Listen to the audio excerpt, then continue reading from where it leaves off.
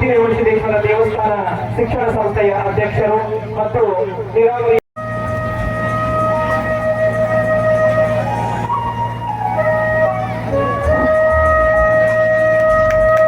ನಮಸ್ಕಾರ. ವೈಸಾಬ್ ಜನತೆಗೆ ಸ್ವಾಗತ. ಗಾಣಿಗ ಸಮಾಜ ಸರ್ವ ಜನಾಂಗದವರಿಗೂ ಬೆಳಕು ಕೊಟ್ಟವರು. ಆದರೆ ಗಾಣಿಗ ಸಮಾಜ ಇನ್ನೂ ಕತ್ತಲಿದೆ. ನಮ್ಮ ಜನರಿಗೆ ಅನೇಕ ಸರ್ಕಾರದಿಂದ ಸಹಾಯ ಸಹಕಾರ ಸೌಲಭ್ಯ ಸಿಗಬೇಕಾಗಿತ್ತು. ಅದು ಇಲ್ಲಿವರೆಗೂ ಸಿಕ್ಕಿಲ್ಲ. ಅದರಿಂದ ವಂಚಿತಗೊಂಡಿದ್ದೇವೆ. ಅದಲ್ಲದೆ ಸ್ವತಂತ್ರ ದೊರೆತು 80 ವರ್ಷ ಕಳೆದರೂ ಕಾಂಗ್ರೆಸ್ ಪಕ್ಷದಿಂದ ನಮ್ಮ ಸಮಾಜಕ್ಕೆ ಮಂತ್ರಿಗಿರಿ ಸಿಕ್ಕಿಲ್ಲ ಎಂದು ನೋವಿನ ಮಾತನ್ನು ಗಾಣಿಗ ಸಮಾಜದ ರಾಜ್ಯಾಧ್ಯಕ್ಷ ಹಾಗೂ ಕಾಂಗ್ರೆಸ್ ಪಕ್ಷದ ಜಿಲ್ಲಾ ಅಧ್ಯಕ್ಷ MB ಲೋಣಿ ಮಾತನಾಡಿದರು. ವಿಜಯಪುರ ಜಿಲ್ಲೆ ಇಂಡಿ ತಾಲೂಕಿನ ಬತುಣಿ ಗ್ರಾಮದಲ್ಲಿ ಗಾಣದೇವತೆ ದೇವಾಲಯ ಲೋಕಾರ್ಪಣೆ ಹಾಗೂ ಮುತ್ತೈದರಿಂದ ಕುಂಭಮೇಳ ಮತ್ತು ಧರ್ಮಸಭೆಯಲ್ಲಿ ಮಾತನಾಡಿದರು. ರಾಜ್ಯದಲ್ಲಿ ಗಾಣಿಗ ಸಮಾಜದ ಜನಸಂಖ್ಯೆ ಸುಮಾರು 45 ಲಕ್ಷಕ್ಕಿಂತಲೂ ಹೆಚ್ಚಿದೆ. ಆದರೆ ಸಮಾಜ ನಿರೀಕ್ಷಿಸಿದಷ್ಟು ಬೆಳವಣಿಗೆ ಕಂಡಿಲ್ಲ. ಆರ್ಥಿಕ, ಸಾಮಾಜಿಕ, ಶೈಕ್ಷಣಿಕ ಸಮಾಜದವರು ಇನ್ನಷ್ಟು ಬೆಳೆಯಬೇಕೆಂದು ಹೇಳಿದರು. ಸಮಾಜಕ್ಕೆ ಸೂಕ್ತ ಮಾರ್ಗದರ್ಶನ ನೀಡಲು ಸಮರ್ಥ ಗುರುಗಳಿದ್ದು ಅದು ಸದುಪಯೋಗ ಆಗಬೇಕು. ಅದರಲ್ಲಿ ಸಮಾಜ ಮುಖಂಡರ ಕೆಲಸ ಭಾಷಣ ಮಾಡಿ ಹೋಗುವುದು ಆಗಬಾರದು. ವೈಯಕ್ತಿಕ ಭಿನ್ನಾಭಿಪ್ರಾಯಗಳನ್ನು ಬಿಟ್ಟು ಸಮಾಜದ ಬಡ ಹಾಗೂ ಗ್ರಾಮೀಣ ಜನರು ಎಲ್ಲ ಸ್ತರದಲ್ಲಿ ಮುಖ್ಯವಾಹಿನಿಗೆ ತರುವಂಥ ಕೆಲಸ ಆಗಬೇಕಾಗಿದೆ. ಇನ್ನು ಈ ಸಂದರ್ಭದಲ್ಲಿ ಕಾರ್ಯಕ್ರಮದ ಉದ್ಘಾಟನೆಗೊಳಿಸಿದ ವಿಧಾನ ಪರಿಷತ್ ಮಾಜಿ ಸದಸ್ಯ BG ಪಾಟೀಲ್, JDS ಮುಖಂಡ BD ಪಾಟೀಲ್, BJP ಮುಖಂಡ ಶೀಲನ್ ತುಮರಾಣಿ, ಸಿದ್ದಲಿಂಗ ಹಂಜಿಗೆ ಮಾತನಾಡಿದರು. ಇನ್ನು ಇದೇ ಸಂದರ್ಭದಲ್ಲಿ ವಿವಿಧ ಕ್ಷೇತ್ರದ ಅನೇಕ ಸಾಧಕರನ್ನು ಸನ್ಮಾನಿಸಿ ಗೌರವಿಸಲಾಯಿತು. ಒಂದು ಸಮಾಜ ಕೇವಲ ನಾನು ಈ ಸಮಾಜದಲ್ಲಿ ಹುಟ್ಟಿದ್ದೀನಿ, ಇದು ನನ್ನ ಸಮಾಜ, ನಾವು ನಮ್ಮವರು, ನಾವು ಒಗ್ಗಟ್ಟಾಗಿ ಇರ್ತೇವೆ ಅನ್ನೋದಕ್ಕಿಂತ ಹೆಚ್ಚಾಗಿ ಈ ಸಮಾಜ ಈ ಜಗತ್ತಿನಲ್ಲಿ ಏನ್ ಮಾಡ್ತು ಅನ್ನೋದನ್ನ ನಾವೆಲ್ಲರೂ ಇತಿಹಾಸವನ್ನ ನೋಡ್ಬೇಕು. ಅಣ್ಣ ಬಸವಣ್ಣ 12ನೇ ಶತಮಾನದಲ್ಲಿ ತಮ್ಮ ತಮ್ಮ ಕಾಯಕ್ಕೆ ಅನುಗುಣವಾಗಿ ನಿಮ್ಮ ಕಾಯಕ ಇಂಥದ್ದು, ನೀವು ಇಂಥ ಸಮಾಜದಲ್ಲಿ ಹುಟ್ಟಿದ್ದೀರಿ, ನಿಮ್ಮ ಕಾಯಕ ಇಂಥದ್ದಾಗಿದೆ ಅಂತ ಹೇಳಿ ಗುರುತಿಸಿದ್ರು. ಅದೇ ರೀತಿ ಗಾಣಿಗರು ಏನ್ ಮಾಡೋದಪ್ಪ ಅಂದ್ರೆ ಅಂದು 12ನೇ ಶತಮಾನದಿಂದ ಇಲ್ಲಿಯವರೆಗೆ ಈ ದೇಶಕ್ಕೇನು 1889ರಲ್ಲಿ ವಿದ್ಯುತ್ ಬಂತು, 1934 ಕೆರೋಸಿನ್ ಬಂತು. ಇದಕ್ಕಿಂತ ಮುಂಚೆ ಎಲ್ಲ ಧರ್ಮೀಯರ ಮನೆಯಲ್ಲಿ, ಎಲ್ಲ ಗುಡಿ ಗುಂಡಾರಗಳಲ್ಲಿ ದೀಪ ಬೆಳಗಬೇಕಾಗಿತ್ತಪ್ಪ ಅಂದ್ರೆ ಅದು ಗಾಣಿಗರು ತೆಗೆದಂತ ಎಣ್ಣೆಯಿಂದ ದೀಪ ಬೆಳಗ್ತಾ ಇತ್ತು. ಅಂತ ಪುಣ್ಯ ಕೆಲಸ ಮಾಡದಂತಕ್ಕಂಥವ್ರು ಗಾಣಿಗರು. ಇದು ಕೇವಲ ಗಾಣಿಗರಿಂದಲೇ ನಾವು ಇಷ್ಟೆಲ್ಲ ಉದ್ಧಾರ ಆಗ್ಯಾವಂತಲ್ಲ. ಈ ಗಾಣಿಗರು ಈ ಸಮಾಜದಲ್ಲಿ ಬೆಳಿಬೇಕಾದ್ರೆ ಎಲ್ಲ ಧರ್ಮೀಯರ ಸಹಕಾರ. ಇವತ್ತು ಒಬ್ಬ ಒಕ್ಕಲಿಗ ತನ್ನ ಭೂಮಿಯಲ್ಲಿ ಒಂದು ಎಣ್ಣೆ ಕಾಳನ್ನು ಬೆಳೆದು ನಮಗೆ ಕೊಟ್ಟಾಗ ಮಾತ್ರ ಅದಕ್ಕೆ ಒಂದು ರೂಪವನ್ನು ಕೊಟ್ಟು ಎಣ್ಣೆಯನ್ನು ಮಾಡಿ ಎಲ್ಲರೂ ಬಳಸುವಂತ ಮಾಡತಕ್ಕಂಥ ಕಾಯಕ ಗಾಣಿಗರು. ಇವತ್ತು ಅಪ್ಪಾಜಿಯವರು ಹೇಳಿದ್ರು, ಶರಣಾನಂದಪ್ಪ, ಈ ಸಮಾಜದೊಳಗೆ ಅನೇಕ ಜನ ಗಣ್ಯರು, ಆಧ್ಯಾತ್ಮಿಕ ಗುರುಗಳು, ರಾಜಕೀಯ ಮುಖಂಡರು ಹುಟ್ಟಿದ್ದಾರೆ. ಅವರು ಕೇವಲ ಸಮಾಜಕ್ಕಾಗಿ ಏನೂ ಮಾಡಲಿಲ್ಲ ಅಥವಾ ಸಮಾಜ ಬೆಳೆಸ್ತಕ್ಕಂಥ ಕೆಲಸಕ್ಕೆ ಅವರು ಅಣಿಯಾಗಲಿಲ್ಲ.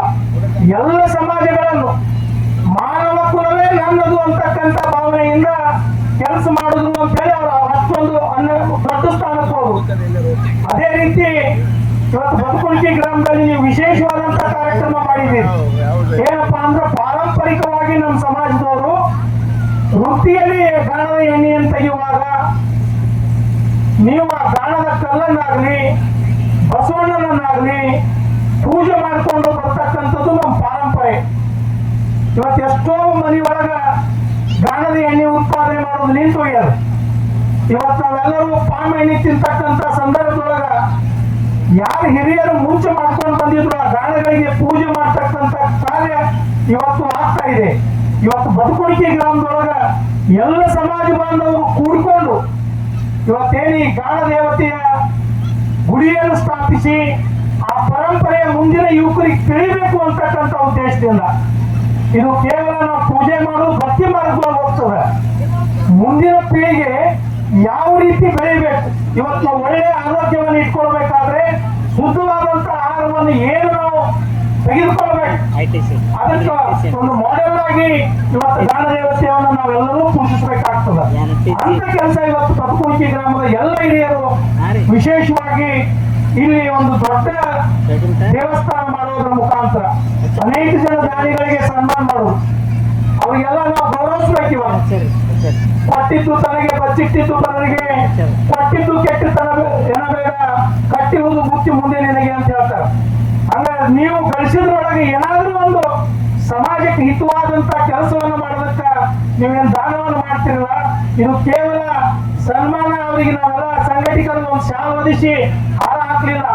ಇಲ್ಲಿರ್ತಕ್ಕಂಥ ಸಾವಿರಾರು ಜನರು ಒಂದು ಒಳ್ಳೆಯ ಆಶೀರ್ವಾದ ಅವ್ರಿಗೆ ಏನ್ ಸಿಗ್ತದ, ಭಗವಂತ ಅವರಿಗೆ ಒಳ್ಳೆ ಆಯುಷ್ಯ ಆರೋಗ್ಯ ಭಾಗ್ಯವನ್ನು ನೀಡ್ತಾರ ಅಂತಕ್ಕಂಥ ಮನೋಭಾವ ಪ್ರತಿಯೊಬ್ಬರಲ್ಲಿ ಬರ್ಬೇಕು. ಯಾಕಂದ್ರೆ ನಾವು ಬಹಳ ಕಾಲ ಕೆಟ್ಟೋಯ್ತ್ರಿ, ಇವತ್ತು ಯುವಕರು ಹಂಗಿದಾರ ಹಿಂಗಿದಾರ, ಸರಿ ಇಲ್ಲ, ಮಂದಿಗೆ ದ್ವೇಷ ಮಾಡ್ತೇವೆ.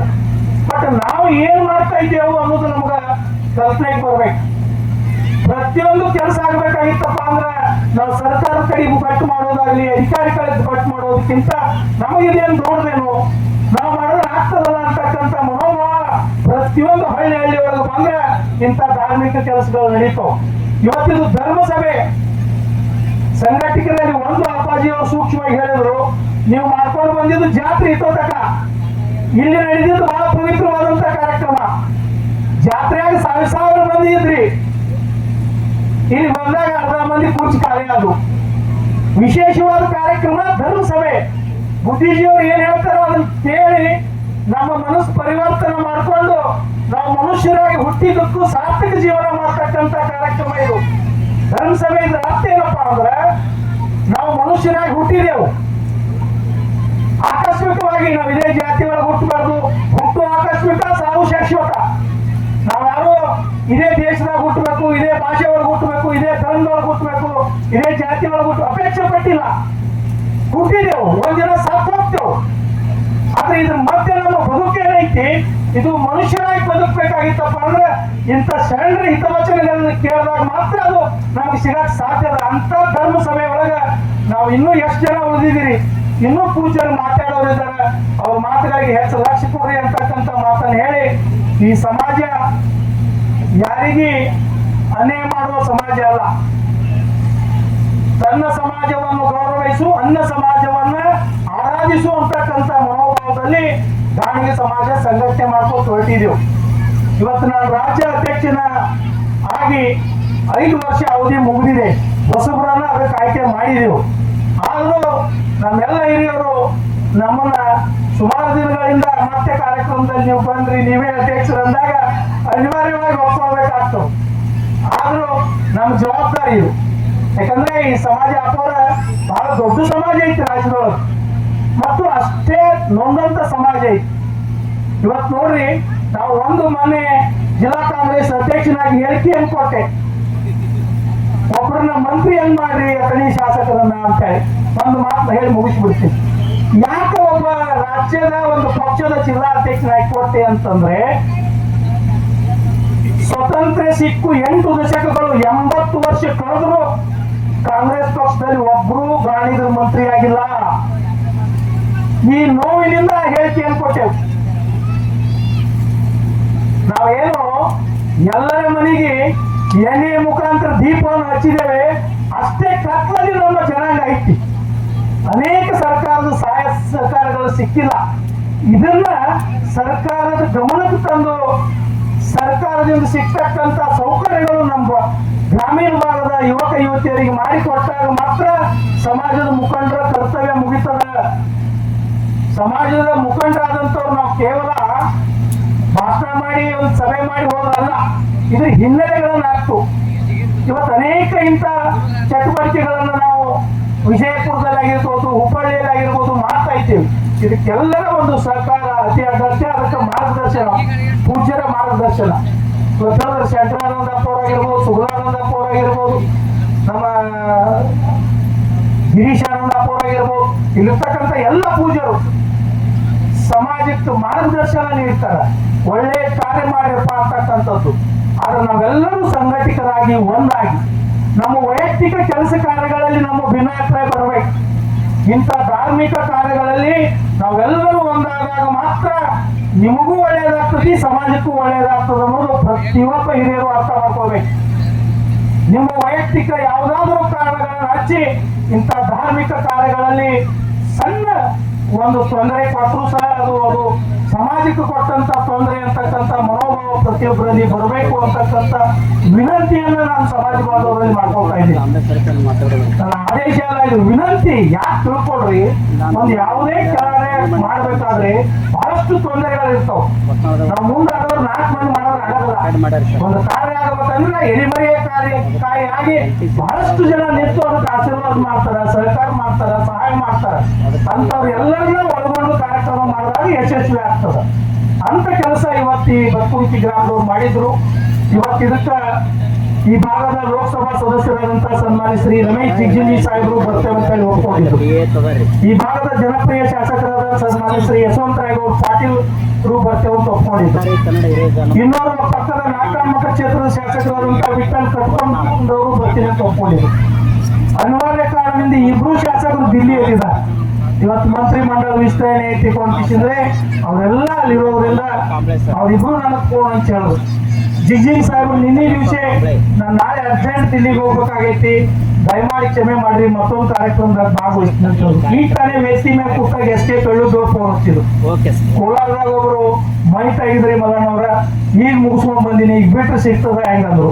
ಅಲ್ರಿ ಕೊನೆ ಹಂತದೊಳಗದೇವು, ದಯಮಾಡಿ ನೀವು ಕೋಲಾರದಲ್ಲಿ ಇಲ್ಲಿ 100 ಕಿಲೋಮೀಟರ್ ಬರೋದ್ರೊಳಗ ಕಾರ್ಯಕ್ರಮ ಮುಗಿಯುವಂತದ್ದು ಬರ್ತದ, ಇರ್ಲಿ ನಿಮ್ಮ ಆಶೀರ್ವಾದ ಸಮಾಜಕ್ಕೆ ಇರ್ಲಿ ಅಂತ ಹೇಳಿದ್ರು. ಈಗ ಇಲ್ಲಿ ಇದ್ದಂಥವ್ರು ಯಾರೂ ಬಂದಿಲ್ಲ ಅನ್ನೋದಿಲ್ಲ, ಅನಿವಾರ್ಯ ಕಾರಣಗಳಿಂದ ಬರ್ತಾ ಇದೆ. ಎಲ್ಲರೂ ಸಹಕಾರ ಕೊಡ್ತಾ ಇದ್ದಾರೆ. ನನಗೆ ಯಶವಂತರಾಯಗೌಡರು ಮೊನ್ನೆ ದಿವಸ ಹೇಳಿದ್ರು, ಸಾವುಕಾರ ದಿಲ್ಲಿಗೆ ಹೋಗ್ಲಿಲ್ಲಪ್ಪ ಅಂದ್ರೆ ನಾ ಏನಾರೇ ಮಾಡ್ಕಿಸಿದ್ರೆ ಬತ್ಕುಂಟಿ ಕಾರ್ಯಕ್ರಮ ಬಂದೇ ಬರ್ತೀನಿ, ನೀ ಏನಲ್ಲಿ ಹೇಳ್ರಿ ನಾನು ಸಹಾಯ ಸಹಕಾರ ಮಾಡ್ತೀನಿ ಅಂತಕ್ಕಂಥ ಮಾತನ್ನ ಈ ಭಾಗದ ಶಾಸಕರು ನನಗೆ ಹೇಳಿದ್ರು. ಇವತ್ತು ಅವರೆಲ್ಲರೂ ಬರ್ತಾರಂತ ನಿರೀಕ್ಷೆಯಲ್ಲಿ ನಾವೆಲ್ಲರೂ ಇದ್ವಿ. ಅನಿವಾರ್ಯ ಕಾರಣ ಅವ್ರು ಇಲ್ಲಂದ್ರ ಮೇಲೆ ಅವರು ನಮ್ಮ ಜೊತೆಗೆ ಇದ್ದಾರೆ ಅಂತಕ್ಕಂಥ ಭಾವನೆಯಿಂದ ಈ ಕಾರ್ಯಕ್ರಮದಲ್ಲಿ ನಾವು ನೀವೆಲ್ಲರೂ ಭಾಗಿಯಾಗಿದ್ದೇವೆ. ಪರಮ ಪೂಜ್ಯರು ಎಲ್ಲರೂ ಎಷ್ಟೆಷ್ಟು ದೂರದಿಂದ ಶಂಕರಾನಂದ ಅಪ್ಪ ಅವರು ಬೀದರ್ದಾಗಿದ್ರು. ಅಪ್ಪವರ ದಯಮಾಡಿ ನೀವು ಬಂದು ಹೋಗ್ಬೇಕು, ಹಿಂಗೈತಿ ಇರ್ತಾರೆ. ಡಾಕ್ಟರ್ ಜಯಬಸವ ಕುಮಾರ್ ಅಪ್ಪ ಅವರು ಬೆಳಿಗ್ಗೆ ನನಗೆ 6 ಗಂಟೆಗೆ ಫೋನ್ ಹಚ್ಚಾರ. ಇಲ್ಮಲ್ಲು ನನಗೆ ಅನಿವಾರ್ಯವಾಗಿ ಬೆಂಗಳೂರದಾಗ ನಮ್ಮ ಚಿತ್ರದುರ್ಗ ಮಠದ ಒಂದು ಸಭೆ ಐತಿ, ಆ ಸಭೆ ಒಳಗೆ ನಾನು ಸಮಾಜ ತನ್ನನ್ನು ಕತ್ತಲಲ್ಲಿ ಇಟ್ಟುಕೊಂಡು ಜಗತ್ತಿಗೆ ಬೆಳಕನ್ನು ಕೊಡುವಂತ ಗಾಳಿಗೆ ಸಮಾಜ. ಒಂದು ಉದಾಹರಣೆ ಹೇಳಬೇಕಾದ್ರೆ, ಗಾಣಿಗರು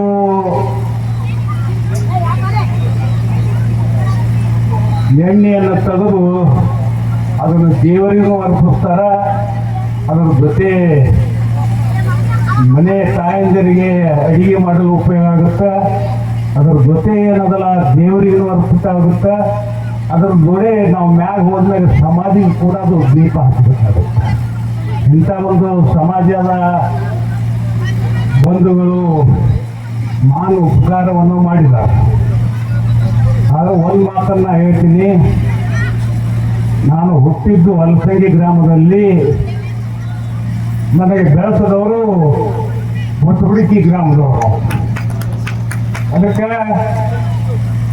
ಬರೀ ಗಾಳಿಗೆ ಸಮಾಜದ ಉದ್ಧಾರ ಮಾಡೋದಾಗಲಿ ಅಭಿವೃದ್ಧಿ ಮಾಡೋದಾಗಲಿ ಜೊತೆ ಎಲ್ಲ ಸಮಾಜದ ನಾಯಕರೊಂದಿಗೆ ಎಲ್ಲ ಸಮಾಜದ ಬಂಧುಗಳಿಗೆ ನಾವು ಸಹಕಾರವನ್ನು ಮಾಡಿ ಅವರನ್ನು ಕೂಡ ನಾವು ಸಹಕರಿಸಿಕೊಂಡು ಅವರಿಗೆ ನಾವು ಸಹಾಯ ಮಾಡೋದಾದ್ರೆ ನಮ್ಮ ಸಮಾಜ ಉದ್ಧಾರ ಆಗಲಿಕ್ಕೆ ಸಾಧ್ಯ ಅದ ಅನ್ನುವಂಥ ಮಾತನ್ನು ಹೇಳಿ, ಈಗ ಸಮಯ ಆಗಿದೆ ಭಾಳ.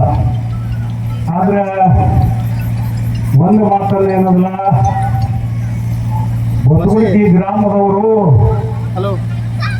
ಪಕ್ಷಪಾತ ಇಲ್ಲದೇನೆ 199 ಹೋಟೆಲ್ ಹಾಕಿ ನನಗೆ ಬೆಳೆಸಿದಂಥವ್ರು ಓಟ್ ಹಾಕಿದವರು. ಆದ್ರೆ ಇವತ್ತಿನ ದಿವಸ ಬಹಳ ಅದ್ಭುತವಾದಂಥ ಕಾರ್ಯಕ್ರಮವನ್ನು ನಾವು ಮಾಡಿದ್ದೆವು. ನಮ್ಮ ಸಮಾಜದ ಜೊತೆನೆ ಉಳಿದ ಎಲ್ಲ ಸಮಾಜವನ್ನು ನಾವು ಕರ್ಕೊಂಡು ಹೋಗುದಾದ್ರೆ ಈ ಸಮಾಜ ಉದ್ಧಾರ ಆಗಲಿಕ್ಕೆ ಸಾಧ್ಯ ಇದೆ. ಅದರ ಜೊತೆ ಏನದಲ್ಲ, ನಾವು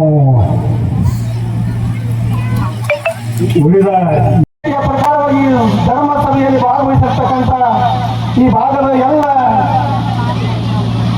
ಸಮಾಜದ ಮುಖಂಡರೇ, ರಾಜಕೀಯ ಮುತ್ಸದಿಗಳೇ, ಬತ್ಗುಳ್ಕಿ ಗ್ರಾಮದ ನನ್ನ ತಾಯಂದಿರೇ, ಅಣ್ಣ ತಮ್ಮಂದಿರೇ, ಇವತ್ತಿನ ಒಂದು ಈಗಾಗಲೇ ನಮ್ಮ ನಾಯಕರು ಬಿಜೆಪಿ ಅವರು ಮಾತಾಡಿದ್ದಾರೆ. ಹೆಚ್ಚಿಗೆ ಮಾತಾಡಲಾರದೆ ಇಲ್ಲಿ ಬತ್ಗುಳ್ಕಿ ಗ್ರಾಮ ಒಂದು ಐತಿಹಾಸಿಕವಾಗಿರ್ತಕ್ಕಂಥ ಪುಣ್ಯ ಕ್ಷೇತ್ರ. ಈ ಕ್ಷೇತ್ರದಲ್ಲಿ ಇವತ್ತು ನೋಡಿರ್ಬೋದು, ಇಲ್ಲಿ ಅತ್ಯಂತ ವೈಭವ ಪೂರಿತವಾಗಿರ್ತಕ್ಕಂಥ ಗಾಣ ದೇವತೆಯ ಮುಂದೆ ಬಸವಣ್ಣನ ಮೂರ್ತಿಯನ್ನು ಮಾಡಿ ಯಾವ ಇತಿಹಾಸವನ್ನು ಸಾರ್ತಕ್ಕಂಥ ಒಂದು ಐತಿಹಾಸಿಕ ಒಂದು ಪುಣ್ಯ ಕ್ಷೇತ್ರವಾಗಿ ಹೊರತಕ್ಕಂಥ ಒಂದು ಕಾರ್ಯಕ್ರಮ ಕೂಡ ತಾವೆಲ್ಲ ಮಾಡಿದಿರಿ. ಆ ಕಾರ್ಯಕ್ರಮದಲ್ಲಿ ನಾನು ಭಾಗವಹಿಸಲಿಕ್ಕೆ ನಾನು ಆಮಂತ್ರಣ ಪಡೆದು ನಾನು ತುಂಬಾ ಅಭಿನಂದನೆಗಳನ್ನು ಸಲ್ಲಿಸ್ತೇನೆ. ಈ ಸಮಾಜ ಇಡೀ ಬ್ರಿಟಿಷರ ಚರಿತ್ರೆಯಿಂದ ನಮ್ಮ ಭಾರತ ದೇಶದಲ್ಲಿ ಅತ್ಯಂತ ಪವಿತ್ರವಾಗಿರ್ತಕ್ಕಂಥ ಈ ಸಮಾಜ ಅನೇಕ ಐತಿಹಾಸಿಕ ರಾಜಕಾರಣದಲ್ಲಿ ಇವತ್ತು ಅನೇಕ ಮಂತ್ರಿಗಳನ್ನ ಶಿಕ್ಷಣ ಸಂಸ್ಥೆಗಳನ್ನು ಹೊಂದುವ ಮೂಲಕ ಈ ಸಮಾಜ ಇವತ್ತು ಅತ್ಯಂತ ಬಲಾಢ್ಯವಾಗಿದೆ. ಇನ್ನಷ್ಟು ಈ ಸಮಾಜ ಆರ್ಥಿಕವಾಗಿ, ಶೈಕ್ಷಣಿಕವಾಗಿ, ರಾಜಕೀಯವಾಗಿ ಮುಂದುವರೆದು ಇನ್ನಷ್ಟು ಇವತ್ತು ಪರ್ಯಾಯವಾಗಿ ಬೆಳೆದಿರ್ತಕ್ಕಂಥ ಮಾತನ್ನು ಹೇಳಿ ಇವತ್ತ ಬತ್ಗುಳ್ಕಿ ಗ್ರಾಮವನ್ನ ಅತ್ಯಂತ ನಾನು ಪವಿತ್ರವಾಗಿರ್ತಕ್ಕಂಥ ಜನ ನೀವಲ್ಲಿ ನಾನು 2018ರಲ್ಲಿ 2006ರಲ್ಲಿ ನಾನು ಜಿಲ್ಲಾ ಪಂಚಾಯತ್ ಇದ್ದಾಗ ಇಲ್ಲಿ ಸುಡ್ಸುರಿ ನಾನು ಗೊತ್ತಿದ್ದ ಅಂತರಲ್ಲಿ ಇವತ್ತೆಲ್ಲ ನಮ್ಮ ಸಮಾಜ ಬಂಧುಗಳು ಎಲ್ಲ ಕೂಡಿ 500 ಮತಗಳನ್ನು ಕೊಟ್ಟಿದ್ರಿ. 500 ಮತಗಳಿಂದ ಇವತ್ತು 500 ಮತಗಳಿಂದ ಇವತ್ತು ಜನ್ಮ ಕೊಟ್ಟಿರ್ತಕ್ಕಂಥ ಪುಣ್ಯಭೂಮಿ ನಾನು ಬತ್ಗುಳ್ಕಿ ಗ್ರಾಮದ ಅಣ್ಣ ತಮ್ಮನ ಹೇಳ್ತೀವಿ ಬಂಧುಗಳೇ. ಎಲ್ಲ ಗಣ್ಯರು ಇಲ್ಲಿ ಇರ್ತಕ್ಕಂಥ ಬತ್ಗುಳ್ಕಿ ಗ್ರಾಮದಲ್ಲಿ ಇರ್ತಕ್ಕಂಥ ಎಲ್ಲ ಸಮಾಜದವರು ಕೂಡ ಈ ಕಾರ್ಯಕ್ರಮದಲ್ಲಿ ಭಾಗಿಯಾಗಿದ್ದಾರೆ. ಅವರಿಗೂ ಕೂಡ ನನ್ನ ದೊಡ್ಡದಾದಂಥ ಅಭಿನಂದನೆಗಳನ್ನು ಈ ಸಂದರ್ಭದಲ್ಲಿ ಬಯಸಿ, ಅದರ ಜೊತೆಗೆ ಈ ಕಾರ್ಯಕ್ರಮವನ್ನು ನೋಡಲು ಮತ್ತು ಆ ಕಾರ್ಯಕ್ರಮದ ಏನು ಕಾರ್ಯಕ್ರಮ ನಡೀತು ಒಂದು ಪರಿಸರ ಮಾಡಕ್ಕೆ ಬಂದಂಥ ನನ್ನ ಮಾಧ್ಯಮದ ಸ್ನೇಹಿತರಿಗೂ ಕೂಡ ನನ್ನ ಅಭಿನಂದನೆ ಕೂಡ ಈ ಸಂದರ್ಭದಲ್ಲಿ ಹೇಳಿ, ಅದರ ಜೊತೆಗೆ ಒಂದು ಇಲ್ಲಿ ಸಂತೋಷದ ವಿಷಯ ಏನಪ್ಪ ಅಂದ್ರೆ, ಇಲ್ಲಿ ಒಂದೇ ಸಮಾಜದವರು ಕೂಡಿ ಏನು ಈ ಗಾಣ ದೇವತೆ ಕಟ್ಟಿದ ತಾಲೂಕಿಂತ ಮುಖ್ಯ ಇಡೀ ನಮ್ಮ ಬತ್ಗುಳ್ಕಿ ಗ್ರಾಮದಲ್ಲಿ ಇರ್ತಕ್ಕಂಥ ಎಲ್ಲ ಸಮಾಜರು ಕೂಡ ಈ ಗಾಣ ದೇವತೆ ಮಾಡಲಿಕ್ಕೆ ತಾವು ಎಲ್ಲರೂ ಸಹಕಾರ ಮಾಡಿದ್ರಿ ಅಂತ ಅವರಿಗೆ ಮತ್ತೆ ಮೊದಲು ನನ್ನ ದೊಡ್ಡದಾದಂಥ ಅಭಿನಂದನೆ ಕೂಡ ಈ ಸಂದರ್ಭಕ್ಕೆ ಬಯಸ್ಬೇಕು. ಯಾಕಂದ್ರೆ ಈ ಒಂದು ಏನಿದೆ ಗಾಣ ದೇವತೆ ಒಂದು ಏನು ತಾವು ಇಲ್ಲಿ ಸ್ಥಾಪನೆ ಮಾಡಿದ್ರಿ, ಇಡೀ ರಾಜ್ಯದಲ್ಲಿ ಕೂಡ ಇಲ್ಲ, ಇಡೀ ನಮ್ಮ ಜಿಲ್ಲೆಯಲ್ಲಿ ಕೂಡ ಏನು ಒಂದು ಗಾಣ ದೇವತೆಯ ಸ್ಥಾಪನೆ ಗುಡಿಯನ್ನು ಸ್ಥಾಪನೆ ಮಾಡಿದ್ರಿ. ಅದು ಬಹಳ ಸಂತೋಷದ ವಿಷಯ. ಮತ್ತು ಇಲ್ಲಿ ಇರ್ತಕ್ಕಂಥ ನಮ್ಮ ಎಲ್ಲ ಬತ್ಗುಳ್ಕಿ ಗ್ರಾಮದ ನನ್ನ ಅಭಿಮಾನದ ಎಲ್ಲ ನನ್ನ ಸಮಾಜದವರಿಗೆ ಅವರಿಗೂ ಕೂಡ ಮತ್ತೆ ಮೊದಲು ಅಭಿನಂದನೆ ಕೂಡ ಮತ್ತೊಮ್ಮೆ ಹೇಳಕ್ಕೆ ಬಯಸ್ತಾ ಇದ್ದೇನೆ. ಅದರ ಜೊತೆಗೆ ತಾವೇನು ಇಲ್ಲಿ ಕಾರ್ಯಕ್ರಮಗಳನ್ನು ಮಾಡಿದ್ರಿ, ಅತಿ ಸುಂದರವಾದ ಕಾರ್ಯಕ್ರಮ ತಾವು ಮಾಡಿದ್ರಿ, ಆಜು ಯೋಜನೆ ಮಾಡಿದ್ರಿ. ಅದರ ಜೊತೆಗೆ ತಾವೆಲ್ಲರೂ ಮುಂದಿನ ಬರ್ತಕ್ಕಂಥ ದಿನಮಾನದಲ್ಲಿ ತಮ್ಮೆಲ್ಲರ ಆಶೀರ್ವಾದದಿಂದ, ತಮ್ಮೆಲ್ಲರ ಸಂತೋಷದಿಂದ ನಾನು ಮುಂದಿನ ದಿನಮಾನದಲ್ಲಿ ತಮ್ಮೆಲ್ಲರ ಆಶೀರ್ವಾದ ನಮ್ಮ ಮೇಲೆ ಇರಲಿ ಅಂತ ಹೇಳಿ, ಅದರ ಜೊತೆಗೆ ನೀವು ಮಾಡಿರ್ತಕ್ಕಂಥ ಎಲ್ಲ ಕಾರ್ಯಕ್ರಮಗಳಿಗೆ ನಾವು ನಿಮ್ಮಿಂದ ಬೆನ್ನೆಲುವಾಗಿ ಇರ್ತೇವೆ ಅಂತ ಹೇಳಿ ಮುಂದಿನ ಕಾರ್ಯಕ್ರಮ ತಾವು ಮಾಡಿ ಅಂತ ಹೇಳಿ ಈ ಸಂದರ್ಭದಲ್ಲಿ ಹೇಳಿ, ಇದರ ಜೊತೆಗೆ ಇನ್ನೂ ನಮ್ಮ ಎಲ್ಲ ಪೂಜ್ಯರು ಕೂಡ ಪ್ರವಚನ ತಮ್ಮ ಮುಖಾಂತರ ಮಾಡೋರಿದ್ದಾರೆ. ಅದಕ್ಕೆ ಸಮಯ ಅಭಾವ ಇರುವುದರಿಂದ ನಮಗೂ ಸಮಯದ ಪ್ರಜ್ಞೆ ಈ ನಮಗೂ ಕೂಡ ಇರಬೇಕಾಗ್ತದೆ. ಅದಕ್ಕೆ ನಾನು ಕೂಡ ಹೆಚ್ಚಿನ ಮಾತನ್ನು ತೆಗೆದುಕೊಳ್ಳಾದರೆ ಇನ್ನೂ ಕಾರ್ಯಕ್ರಮ ಇರೋದು. ಅದಕ್ಕೆ ಯಾರೂ ತಾಯಂದಿರು ನೀವು ಯಾರೂ ನಿರ್ಗಮನ ಮಾಡಬಾರ್ದು. ಈ ಕಾರ್ಯಕ್ರಮ ತಾವೆಲ್ಲರೂ ಯಶಸ್ವಿ ಮಾಡ್ತೀವಿ, ಯಶಸ್ವಿ ಆಗಬೇಕು. ತಮ್ಮೆಲ್ಲರ ಹಿತದೃಷ್ಟಿಯಿಂದ ಕಾರ್ಯಕ್ರಮ ಯಶಸ್ವಿ ಆಗಲಿ ಅಂತ ಹೇಳಿ ನಾನು 2 ಮಾತನ್ನು ಮುಗಿಸುತ್ತೇನೆ. ಜೈ ಹಿಂದ್, ಜೈ ಕರ್ನಾಟಕ. ವಿಜಯನಗರ ಸಾಮ್ರಾಜ್ಯಕ್ಕೆ ಕಪ್ಪು ಕಾಣಿಕೆಯನ್ನು ಕೊಡಬೇಕಾಗಿತ್ತು, ಕೊಡಲಿಲ್ಲ. ಹೀಗಾಗಿ ಪ್ರೌಢದೇವರಾಯನ ಸೈನಿಕರು ಕೊಲ್ಲಾರದ ದೇಶಗತಿಯ ಮೇಲೆ ಯುದ್ಧವನ್ನು ಸಾರಲು ಸೈನಿಕರಿಗೆ ಆಜ್ಞೆ ಮಾಡಲು ಆ ಮಾಂಡಲಿಕನನ್ನ ಜೀವಂತವಾಗಿ ಹೇಳ್ಕೊಂಡು ಇರಬೇಕು, ಇಲ್ಲ ಅಂತಂದ್ರೆ ಅವನ ಶವವನ್ನು ತರಬೇಕು ಅಂತ ಅಂತ ಹೇಳುದು. ಕೊನೆಗೆ ಹಿಡಿತಾಯಿತು. ಅಲ್ಲಿರ್ತಕ್ಕಂಥ ಮಾಂದಿಗ ಓಡಿ ಹೋದ. ಸೈನಿಕರು ಬಂದು ಪ್ರೌಢ ದೇವರಾಗಿ ಹೇಳಿದ್ರು, ನಾವು ಮಾಂದಿಗರನ್ನ ಕೊಂದು ಹಾಕಿದೀವಿ ಅಂತ. ಸ್ವತಃ ಪ್ರೌಢದೇವರನ್ನೇ ಯಾರು ನೋಡಬೇಕು ಅಂತ ಹೇಳಿ ಅಲ್ಲಿ ಬಂದು ನೋಡ್ತಾರ. ಮೇಲೆ ಸರಿಯಾಗಿ ಬಟ್ಟೆ ಇಲ್ಲ. ಅರಣ್ಯಕ್ಕೆ ಹೋಗಿ ಕಟ್ಟಿಗೆಯನ್ನು ಕಟ್ಕೊಂಡ್ ಬಂದಿರುವಂತ ಒಬ್ಬ ಸಾದಾ ವ್ಯಕ್ತಿಯನ್ನ ಇವ್ರು ಕೊಂದಿರ್ತಾರ. ಪ್ರೌಢದೇವರ ಹೇಳ್ತಾರ, ಇವ ಮಾಂದಿಗ ಅಲ್ಲ, ಒಬ್ಬ ಸಾಮಾನ್ಯವಾಗಿರುವಂತ ವ್ಯಕ್ತಿ. ಇವನನ್ನು ನೀವು ಬಂದಿದ್ದೀವಿ, ಇವನ ಮನೆಯನ್ನು ತೋರಿಸಿ ಅಂತ ಹೇಳ್ತಾರ. ಕೊನೆಗೆ ಮನೆಯನ್ನು ಹೋಗಬೇಕಾಗಿ ಆ ಕೊಲ್ಲಾರದ ಊರು ಹೊರಗಡೆ ಒಂದು ಗುಡಿಸಲ, ಆ ಗುಡಿಸಲದಲ್ಲಿ ಹೆಣ್ಮಗ ಇರ್ತಾರ. ಅವರಿಗೆ ಬಂದು ಪ್ರೌಢದೇವರು ಹೇಳ್ತಾರ, ಇಲ್ಲಮ್ಮ ನಮ್ಮ ಸೈನಿಕರು ತಪ್ಪಾಗಿ ನಿನ್ನ ಗಂಡರನ್ನ ಕೊಂದಿದ್ದಾರೆ, ನೀನೀಗ ಗರ್ಭಿಣಿ, ನಿನ್ನೆ ಹೊಟ್ಟೆಯ ಹುಟ್ಟಿರುವಂತ ಮಗು ಗಂಡಾಗಿದ್ರ ವಿಜಯನಗರ ಸಾಮ್ರಾಜ್ಯಕ್ಕೆ ಕರ್ಕೊಂಡು ಬರಬೇಕು, ಚೆನ್ನಾಗಿದ್ರ ಆಕೆ ದೇಶಗತಿಯನ್ನ ನಾ ದಾನವಾಗಿ ಕೊಡ್ತೀನಿ ಅನ್ನುವಂತ ಮಾತನ್ನ ಹೇಳ್ತಾರೆ. ಕೊನೆಗೆ ಹೆಣ್ಮಗಳು ಗಂಡ ಮಗುವನ್ನು ಹೆತ್ತಾಳ. ಅದನ್ನ ತಗೊಂಡು ಹೋಗಿ ವಿಜಯನಗರ ಸಾಮ್ರಾಜ್ಯದ ಪ್ರೌಢ ದೇವರನ್ನು ಹೊಂದಿಸಿದಾಗ ಪ್ರೌಢ ದೇವರಾಯ ಅದಕ್ಕೆ ಅಧ್ಯಕ್ಷಪ್ಪ ಅಂತ ಹೇಳಿ ಹೆಸರನ್ನ ಇರ್ತಾರೆ. ಅದನ್ನ ಅದೇ ವಿಜಯನಗರ ಸಾಮ್ರಾಜ್ಯದಲ್ಲಿ ಆ ಮಗುವನ್ನ ಬೆಳೆಸ್ತಾರೆ. ಮುಂದೆ ಅವ ದೊಡ್ಡವನಾದ ನಂತರ ಅವನನ್ನ ಈ ಉತ್ತರ ಕರ್ನಾಟಕದ ಭಾಗಕ್ಕೆ ಕಳಿಸಿ ನಿಮ್ಮ ಸಮಾಜದಲ್ಲಿ ಯಾರ್ಯಾರು ಅವರನ್ನು ತಂದು ನನ್ನ ಆಸ್ಥಾನದಲ್ಲಿ ಅಂಗರಕ್ಷಕ ಪಡೆಗೆ ಸೇರಿಸಬೇಕು ಅಂತ ಹೇಳಿ ಹೇಳಿದಾಗ ಆ ಅದೃಶ್ಯಪ್ಪ ಅನ್ನುವಂತ ಹುಡುಗ ಈ ಭಾಗದಲ್ಲಿ ಇರ್ತಕ್ಕಂಥ ಸಮಾಜದ ಎಲ್ಲ ಯುವಕರನ್ನ ಸೇರಿಸಿಕೊಂಡು ಅವನ ಅಂಗರಕ್ಷಕ ಪಡೆಗೆ ಸೇರಿಸ್ತಾನ. ಪ್ರೌಢ ದೇವರಾಯನ ರಕ್ಷಣೆಯನ್ನು ಮಾಡ್ತಾರ. ಆಗ ತಾನೇ ಹೇಳಿದಂತೆ ಆನೆಗಳನ್ನ ಇವರು ಪಳಗಿಸ್ತಾರ.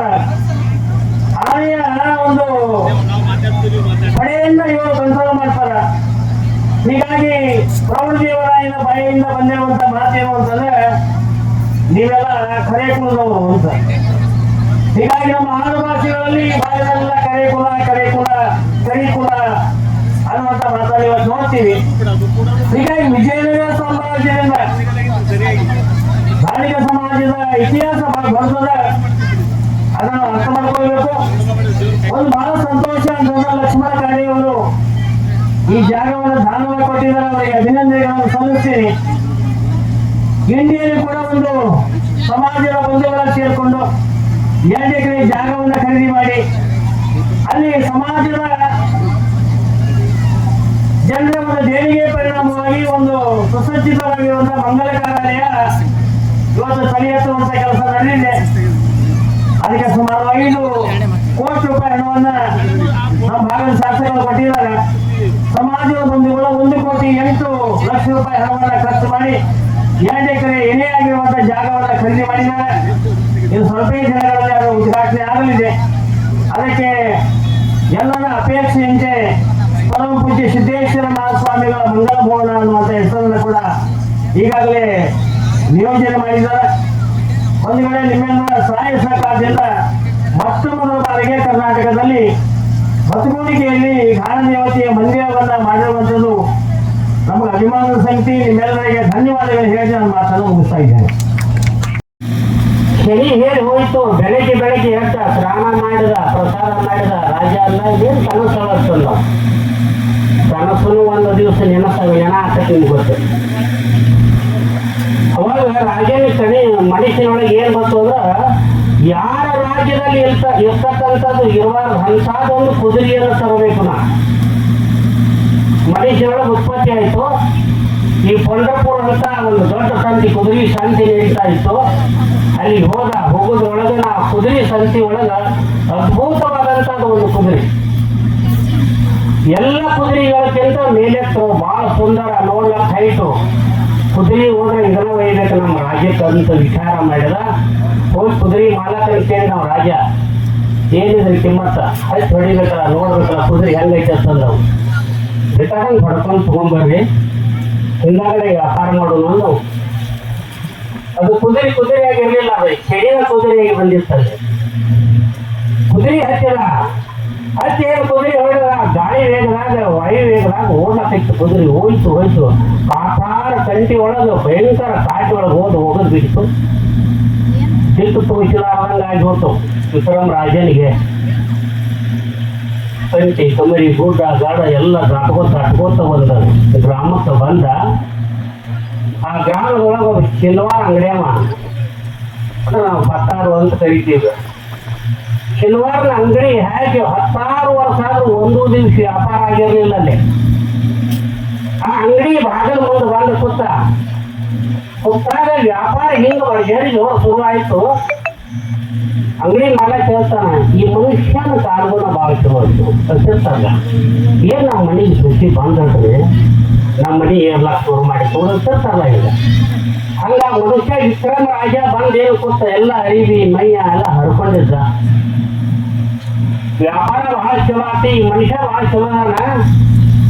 ಇವನಿಗೆ ನಾನು ಮಗಳನ್ನ ಕೊಟ್ಟು ಮದುವೆ ಮಾಡಬೇಕು, ನಾವು ಬಹಳ ಅಗರ್ಭ ಶ್ರೀಮಂತರಾಗ್ತೀವಿ ಅಂತ ತಲೆಯಾಗ ಬಂತು. ಆ ಮನುಷ್ಯನ ಒಳಗೆ ಕರ್ಕೊಂಡ್ರು. ವಯಸ್ಸಿಗೆ ಬಂದಂತ ಮಗಳಿದ್ಲು. ತಂಗಿ, ಇವನನ್ನ ನೀನು ಕೊಟ್ಟ ಮದುವೆಯನ್ನು ಮಾಡತ್ತು ಅಂತ ಹೇಳಿದ. ಅವಾಗ ಮಲ್ಕೊಳತ್ತ ಅವ್ರಿಗೆ ಅರ್ಥ ಆಗ್ತದೆ, ಒಂದೇ ರೂಮ. ಆ ಹೆಣ್ಮಗಳು ಮಲ್ಕೊಂಡು ಹೊಟ್ಟಾಗ ಟಾಗಿನ ಒಣ ತೆಗೆದು ಹಾಕಿದ್ಲು ಊಟಕ್ಕೆ.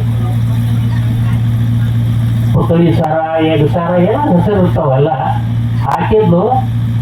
ಎಲ್ಲರೂ ಮಲ್ಕೊಂಡ್ರು. ವಿಕ್ರಮ್ ರಾಜನಿಗೆ ಹೆಸರು ಆಯ್ತು. ಎದ್ದು ಕೂತ ಗೋಡಿ ಮೇಲೆ ತೆಗೆದಂತ ಅಂಶ ಪಕ್ಷಿ ಆ ಚಿತ್ರ ಆ ಊಟಕ್ಕೆ ಹಾಕಿರ್ತಕ್ಕಂಥ ಬಂಗಾರದ ಪುತ್ಳಿ ಸರ ಉಂಗ್ಲಾಕತ್ತಿತ್ತು. ಅವಾಗ ರಾಜ ಅಂದ, ಇಲ್ಲಿ ಬಂದತಿ ಶನಿ ನನ್ನ ಕಾಡ್ಲಾಕ ಅಂತ ವಿಚಾರ ಮಾಡಿದ. ಬೆಳಿಗ್ಗೆ ಎದ್ದು ನೋಡ್ತಾರ, ಬಂಗಾರದ ಪುತ್ಳಿ ಸರಾನು ಇಲ್ಲ, ಏನ್ ಸಾರು ಇಲ್ಲ, ಟಿಕ್ಕಿ ಸರಾನು ಇಲ್ಲ. ಯಪ್ಪ ಇವು ಭಾಳ ಚಲೋ ಅಂತ ಹೇಳ್ತಿದ್ದಿ, ಇವು ಭಾಳ ದೊಡ್ಡ ತುಡುಗಾನು. ಬೆಳಿಗ್ಗೆ 7 ನನ್ನ ಆಭರಣಗಳಿಲ್ಲ ತಂದು ಕೊಡೇನ, ಎಲ್ಲಿಟ್ಟದಿ ಹೇಳು, ಯಾರು ತಗೊಂಡಾರ ಹೇಳು, ಕೇಳಿದ್ರು ಹೇಳಲಿಲ್ಲ, ನೋಡೀನಿ ಹೇಳಂಗಿಲ್ಲ ನಾವು.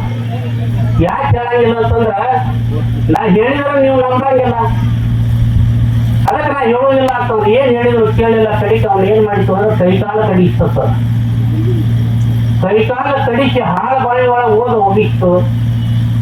ಅವಾಗ ಈ ಗಾಡಿಗೆ ಸಮಾಜದ ಹೆಣ್ಣು ಮಗಳನ್ನ ಈ ಪಂಚಮಿ ಸಂಧಿಗೆ ತಂದಿ ತಾವು ಕರ್ಕೊಂಡ ಹೊಂಟಿದ್ದ. ಊರು ದಾಟಿದ್ರು. ಊರು ದಾಟಿ ಬಳದ ಹೆಣ್ಣು ಮಗಳಿಗೆ ಕೇಳ್ತಾ, ಯಪ್ಪ ನೀರಡಿಕೆ ಭಾಳ ಆಗೈತಿ, ಸ್ವಲ್ಪ ನೀರದಾವ ನೋಡಿ ಬಾವಿ ಒಳಗ ಅಂತ ಕೇಳ್ತಾಳ.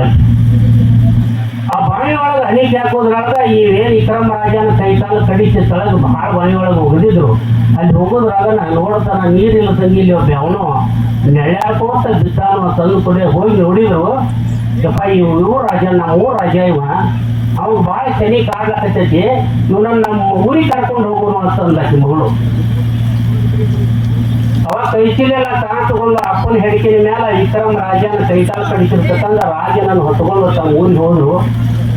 ಆ ವಿಕ್ರಮ ರಾಜ ಏನ್ ಹೇಳ್ತಾನೋ, ನಾ ಪುಕಟ ಊಟ ಮಾಡಂಗಿಲ್ಲ, ಏನಾದ್ರೂ ಒಂದು ಕಾಯ್ಕ ಮಾಡಿ ಊಟ ಮಾಡೋದು ಒಂದು ಪದ್ಧತಿ ಐತಿ.